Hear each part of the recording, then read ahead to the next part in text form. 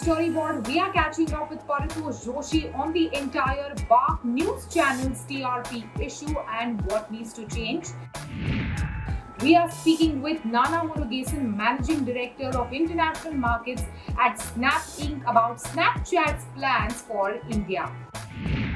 And we are also speaking to Manisha Kapoor, General Secretary of ASCI, on this self-regulatory body's COVID-19 claims advisory to the advertisers. Hello and welcome to Storyboard. This is Shibani Gharat. Broadcast Audience Research Council, that is BARC, recently announced that it will suspend publishing of weekly individual data for all the news channels for a period of 8 to 12 weeks. This decision follows an allegation by Mumbai police investigation that the viewership ratings of 3 channels, including Republic TV, Fakt Marathi and Box Cinema, had been rigged in a bid to boost their target rating point, that is TRP metric. This issue, now known as the TRP scam, has caused quite a storm in the media and the advertising industry. Today I'm catching up with Paritosh Joshi, who runs his own media consultancy and serves in various industry bodies, including the disciplinary committee at BARC, is speaking to us about this issue and what needs to change.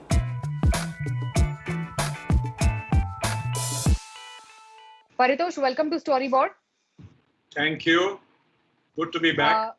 Paritosh, this entire TRP scam, as it's known, has clearly eroded a marketer's trust on BARC as a currency.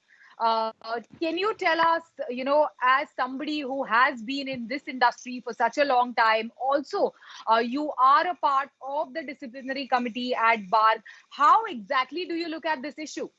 Whether it is the readership study or it is the viewership study, an attempt of somebody to get an unfair advantage does not compromise the entire study.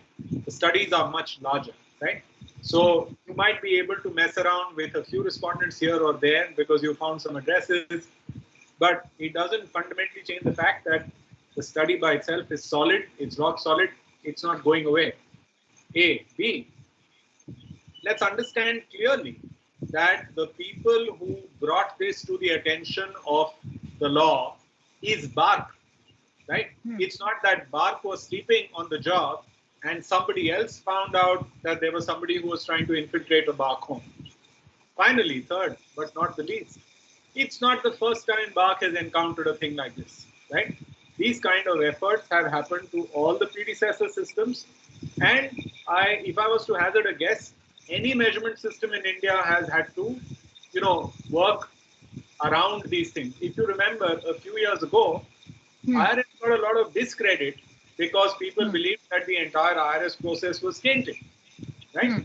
And then you sort of tried to administer it by adding more and more layers of supervision and audit and cross checks and back checks and all that. Paritosh, can you also explain to us, how do these back checks really happen, if at all they happen? I don't think that there is any agent Vinod kind of khufia activity going on here. There is a process. That process is called statistical forensics, right? Statistical forensics looks out for behaviors which are not consistent with the behaviors that you have seen in a particular audience, in a particular household, in a particular geography, associated with a particular channel or set of channels. So there are automatic statistical tools which are running constantly on the continuously updating BARC database that identify these and mark them out as outliers. Now, every outlier is not mischief, right? Many outlier behaviors happen in your and my life. We do things which are not, things that we would do on an everyday basis. So, for example, tomorrow morning will be the US presidential debate, or Thursday night, Friday morning for us. And there'll be, news crazies like me who will be up early in the morning, tune into an American channel, tune into a different channel on the laptop and watch that. Now, it's not that I make a habit of watching US channels first thing in the morning, but tomorrow I will be an outlier. Does that outlier automatically mean that there was some corrupt activity happening here? No. So there is a lot of outlier activity which BARC picks up. Then, those things are cross-checked to see whether there is any reason to worry over them, that do they represent a pattern. If they represent a pattern, then BARC has a vigilance system which goes and checks them out most of the time. So, when I'm looking at this whole issue, there is too much of a manual intervention, is, like what I see, like everything is happening manually. Is there a way in which this entire process can be made watertight when it's automated, like we have seen in a couple of other countries? First of all, out of the 40,000 plus homes that BARC deals with on a continuous basis, remember that 10,000 are new homes. So they are literally homes that were recruited this year, because 1/4 of the panel retires every year, 1/4 is replaced every year. Initial period, when the home is still new, it needs more hand holding, right? This is not true of only India. Wherever there are panel homes, in any jurisdiction anywhere in the world, you need human intervention to train them to become a panel home. All right. So this notion that everything is automated is not really true. Whether you are in France or UK or Nielsen's meters in the US or wherever, a human engagement is required, right? A. B, out of those 40,000 plus homes, how many homes will you be contacting in this way? Not even 100 in a month. So if you look at it in terms of percentages that they bear to the total, they are actually very small. It's not that this is rife and it is happening all over the place. Can you do some amount of robocalling and all of that to replace people calling up?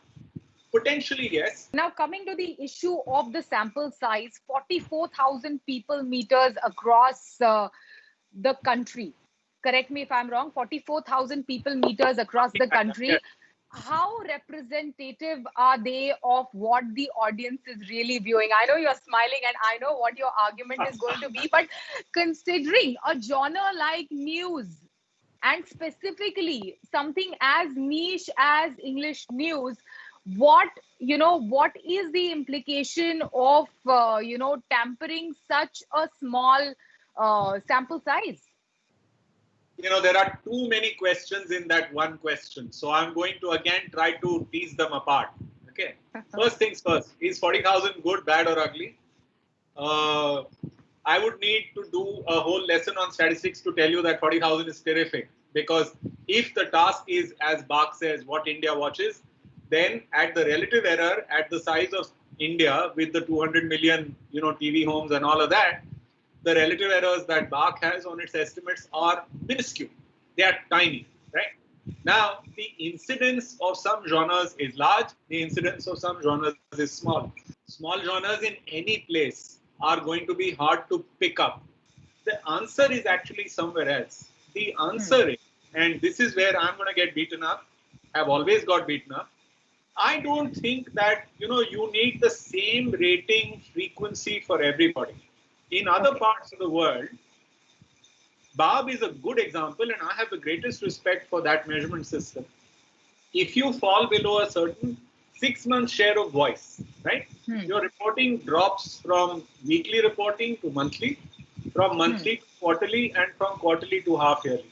They are not trying to insult anybody. They are just trying to say that when you shift into that zone, right, the weekly report actually doesn't do anything for you. So there is a channel called the House of Commons channel in the UK, just like our Lok Sabha channel. The House of Commons channel, if you look at its 6 months reach, the 6 month reach is like 50%. Its weekly reach is not even 1%. So why does it go from 1 to 50 in 6 months? Because there is one event every year or twice a year, which is like a Brexit, which is so big that everybody wants to watch House of Commons on that day. But nobody is interested in the rest of the time. That should be the way we approach the problem. That don't have the same reporting standards for everybody. Some get weekly because the nature of the beast is such, but there will be others who might get reported with a lower frequency. And that is not insult or anything. It's just a practicality, which actually helps.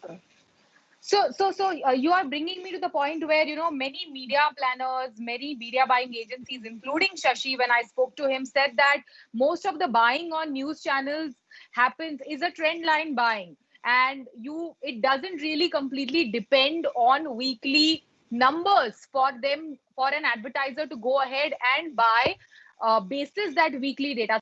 So, since Mr. Sinha has already said it, I echo his sentiments, but I will also add a little to that.